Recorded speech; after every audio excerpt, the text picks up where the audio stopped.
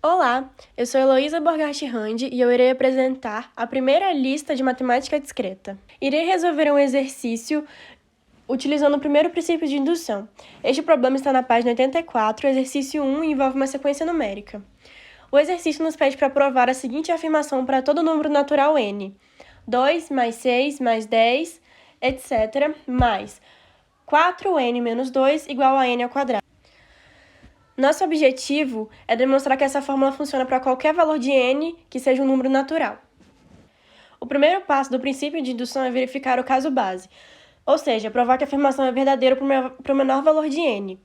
Geralmente é 1, então nós iremos substituir o n pelo 1. Aplicando na fórmula, ficará 4 vezes 1 menos 2, igual a 2 vezes 1 elevado a 2, que no caso ficará 2 igual a 2. Ou seja, está aprovado o caso base. Agora vem o segundo passo, que é a hipótese de indução. Nós devemos supor que a nossa afirmação é verdadeira para qualquer número natural k. Então, a nossa hipótese de indução, a gente assume que 2 mais 6 mais 10 mais 4k menos 2 igual a 2k elevado a 2. E essa igualdade vai ser a base para o nosso próximo passo, que é o passo indutivo, que a gente tem que mostrar que se a afirmação é verdadeira para k, então ela também tem que ser verdadeira para o próximo número natural, que é k mais 1.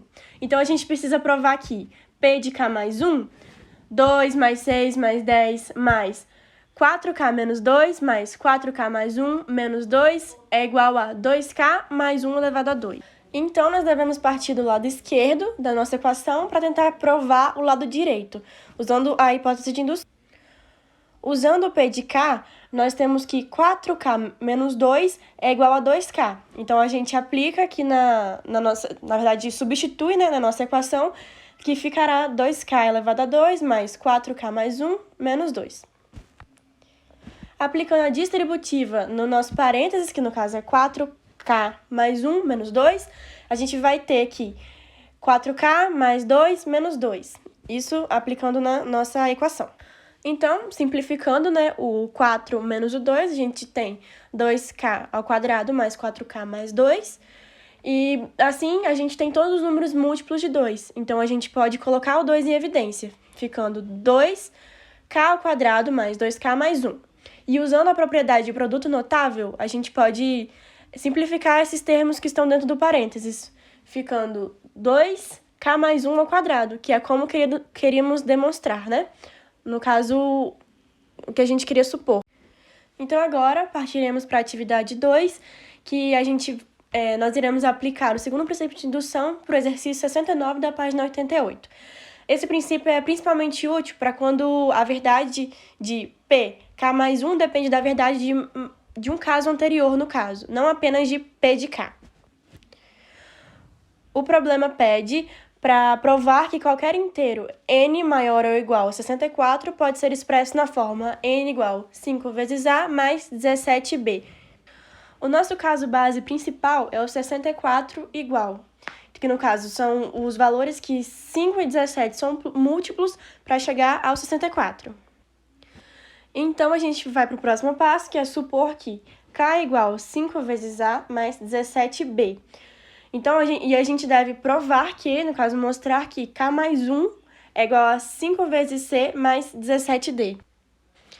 E o nosso objetivo é mostrar que essa afirmação também é verdadeira para o próximo inteiro, k mais 1. Então, nós pegamos um número que convém para poder colocar algum desses elementos, no caso 17 ou 5, a gente pode pegar qualquer um desses dois para conseguir colocar ele em evidência e ter o resultado. Nesse caso, eu escolhi o mais 5. Então, como eu escolhi o mais 5, eu preciso provar que esse número funciona para os valores antes dele. Então, no caso, vai ficar o 64 mais o 5. Então, a gente precisa provar, no caso base, que funciona para o 64, para o 65, 66, 67, 68 e 69. Então, é por esse motivo que, no caso base, a gente não precisou provar apenas o 64. A gente precisou provar o 64 mais 5 números, que é, no caso, até o 69. Na nossa equação ficará k mais 4 igual a 5 vezes c mais 17b mais 5. assim podendo colocar o 5 em evidência, ficando k mais 1 igual a 5c mais 1 mais 17d, como queríamos demonstrar. Na nossa terceira atividade, nós vamos analisar um algoritmo utilizando o conceito de invariante de laço. Esse é o método para provar a correção de algoritmo interativo. E o exercício que eu utilizei é o número 10 da página 94. O algoritmo que nós temos é esse, igual a 0, j igual a x, enquanto i for diferente de n, j igual j vezes y e i igual i mais 1. Então, agora no final, né, a gente tem o valor de j tem o valor de x vezes y. Então, para tentar provar a correção desse algoritmo, a gente tem que supor uma invariante do laço, que é uma propriedade que se mantém verdadeira antes, durante e após cada interação do laço. Então, para definir a invariante do laço desse algoritmo, a gente faz o teste de mesa. Nós temos que i na iteração 0 é igual a 0 e j na iteração 0 é igual a x. Então, e no nosso algoritmo diz que j igual a j vezes y e i igual a i mais 1. Então, jogando nessa fórmula, j0 é igual a x vezes y, que fica igual yx, e i na iteração 0 é igual a 0 mais 1, que fica o j na iteração 1 fica igual yx vezes y, que fica igual yxy, e i na iteração 1 fica igual a 1 mais 1, que é igual a 2. Então, se fizermos esse teste de mesa várias vezes para várias iterações, a gente consegue identificar um padrão, que esse padrão, no caso, é o que nos diz a invariante do laço, que nesse caso a gente pode identificar que é j igual a x vezes y elevado a i. A gente precisa demonstrar que a invariante é verdadeira antes da primeira iteração do laço. Para isso, nós utilizamos o caso base, que aplicando na fórmula que a gente tem, j igual a x vezes y elevado a 0, y elevado a 0 é igual a 0. Então, no caso, vai ficar j igual a x, que nos prova que a nossa invariante do laço ela é verdadeira antes da primeira iteração do laço. Então, agora a gente precisa mostrar que se a invariante do laço é verdadeira antes de uma iteração qualquer de laço, ele também deve ser verdadeiro após essa iteração. Então, a gente pode supor que no início de uma iteração arbitrária, digamos, a késima interação, a invariante P de K é verdadeira, ou seja, J de K é igual a x vezes y de K, onde J de K e I de K são valores de J e I no início da késima iteração dentro do laço. Então, a gente precisa mostrar que o nosso invariante do laço funciona para qualquer número. Então, no caso aqui, P de K mais 1 é igual a J de K mais 1 igual a x vezes y elevado a I, K mais 1. Então, a gente precisa partir da nossa premissa, que é J de K mais 1, para chegar no nosso resultado, que no caso é x vezes y elevado a I de K mais 1. E para a gente conseguir provar, nós usamos os argumentos, que eles são dados tanto no nosso enunciado, que no caso é o algoritmo, tanto a nossa invariante do laço. E a gente já supõe que esses argumentos funcionam para qualquer número. Então, começando, a gente tem o j de k mais 1, que a gente parte dele para a gente conseguir chegar no nosso resultado, no resultado que a gente espera, né? Então, utilizando o argumento B, a gente pode provar que j de k mais 1 é igual a j de k vezes o y. Partindo disso, agora nós temos j de k. O j de k, utilizando o argumento A, gente pode ver que ele resulta em x vezes y elevado a i, k. Então, no caso, a gente tem ali x vezes y, i na iteração k, vezes y. E agora, a gente pode partir do y elevado a i na iteração k vezes y, a gente pode juntar os dois, né? No caso, multiplicação de expoentes, e isso resulta em y de i na iteração k mais 1. Então, agora nós temos x vezes y elevado a i na iteração k mais 1.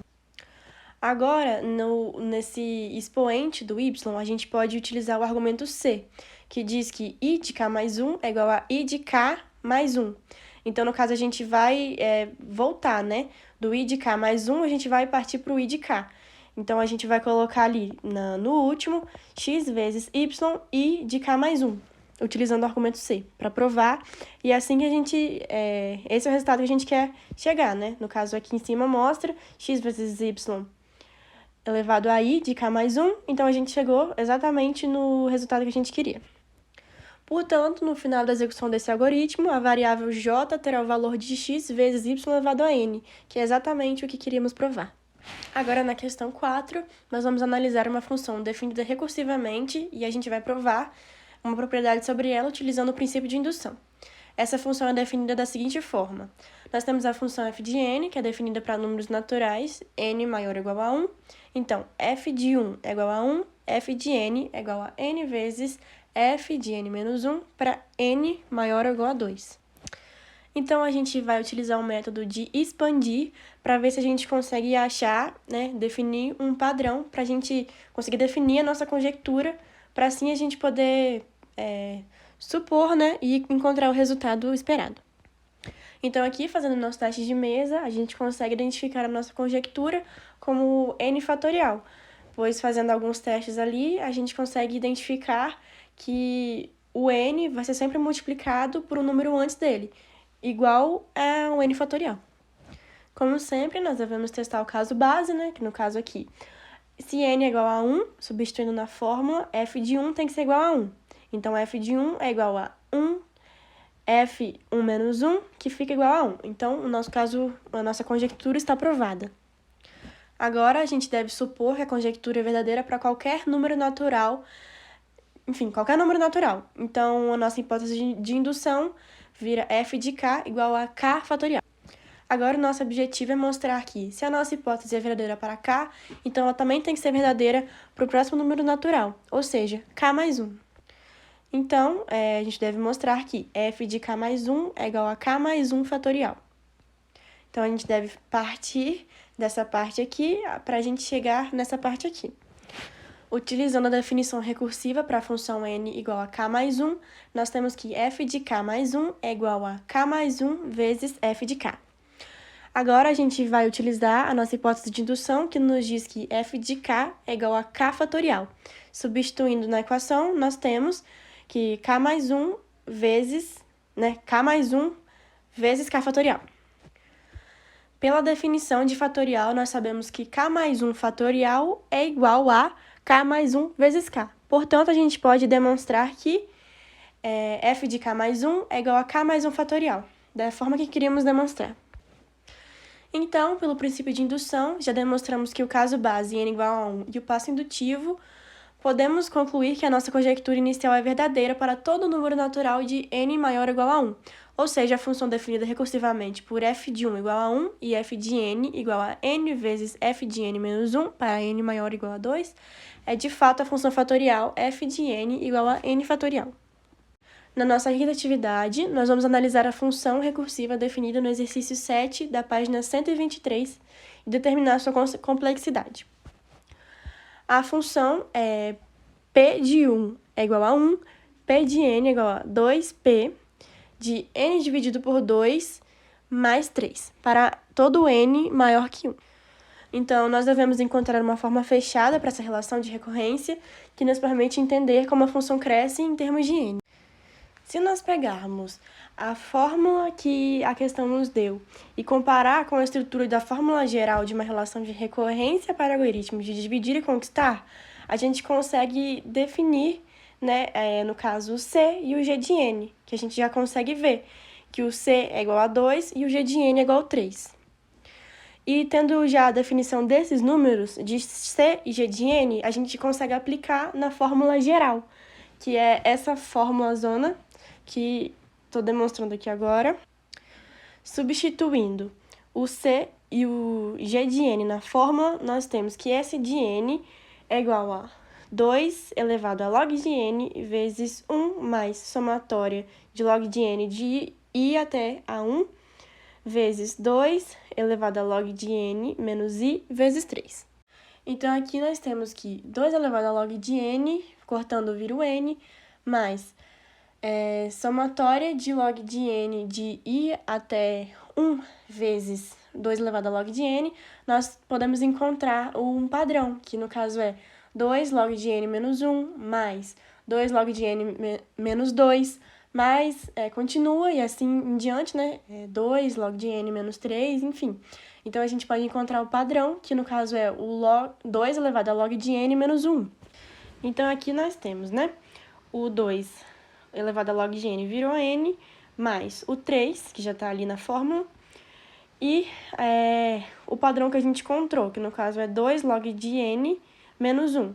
Log 2 elevado a log de n, nós temos por definição que vira n, menos 1. Então, fazendo a distributiva, nós temos n mais 3n menos 3, juntando n mais 3n, nós temos 4n menos o 3. Então, nós chegamos na forma fechada para a relação de recorrência, que é P de n igual a 4n menos 3. E para a atividade 6, eu escolhi o método de ordenação Bubble Sort. Esse aqui é o teste de mesa, e o foco será no resultado de cada passagem completa pelo vetor. Nós começamos com a sequência de números desordenados.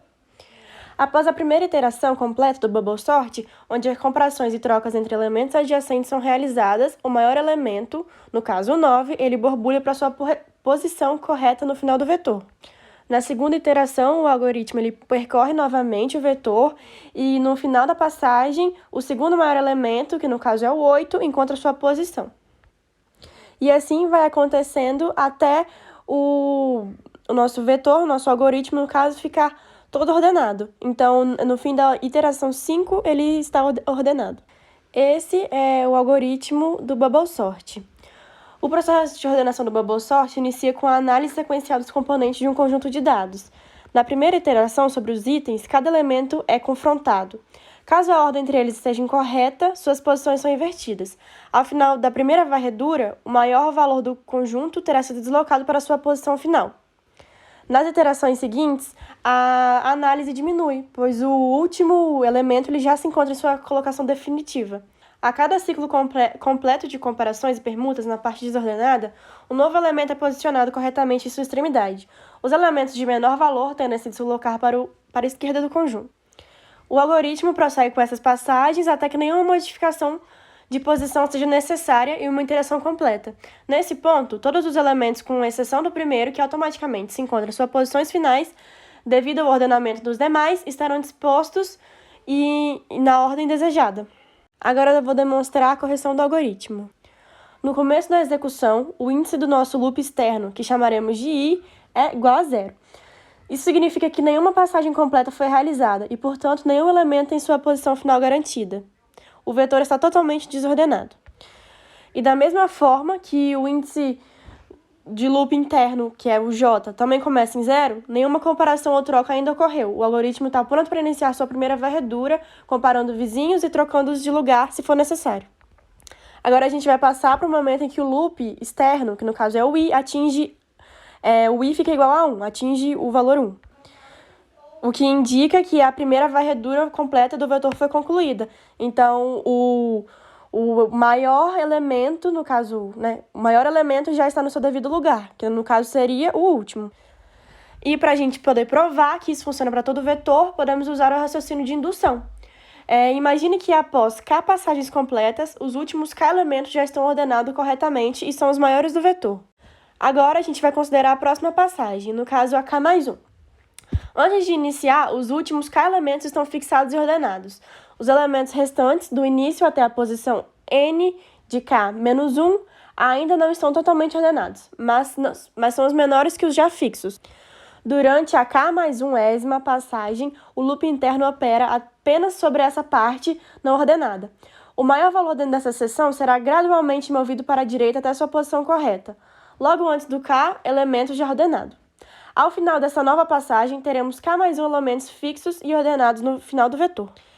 E esse processo ele continua até que n menos 1 passagens sejam completas, no caso, no momento em que todos os elementos já estão em suas posições. E agora nós vamos falar sobre a análise de complexidade do algoritmo. Então, a eficiência do Bubble Sort, o pior cenário ocorre quando o vetor está ordenado na ordem inversa. Na primeira iteração, realizamos n-1 comparações, na segunda, n-2, e assim por diante, até uma comparação na última iteração. O número total de comparações é a soma de uma progressão aritmética, resultando em uma complexidade de tempo de O de n elevado a 2. No pior caso, cada comparação também pode levar uma troca, mantendo uma complexidade. E o melhor caso acontece quando o vetor já está ordenado. O loop externo ainda executa n-1 vezes. No entanto, se implementarmos uma otimização para verificar se houve alguma troca durante uma passagem, podemos interromper o algoritmo precocemente. Com essa otimização, na primeira iteração, nenhuma troca ocorrerá, e o algoritmo detectará que o vetor está ordenado após n-1 comparações. Não ocorrem trocas, portanto, a complexidade de tempo, no melhor dos casos, é O de n, pois precisamos de apenas uma única passagem para verificar a ordenação. E essa foi a apresentação da minha lista de matemática discreta. Agradeço pela atenção.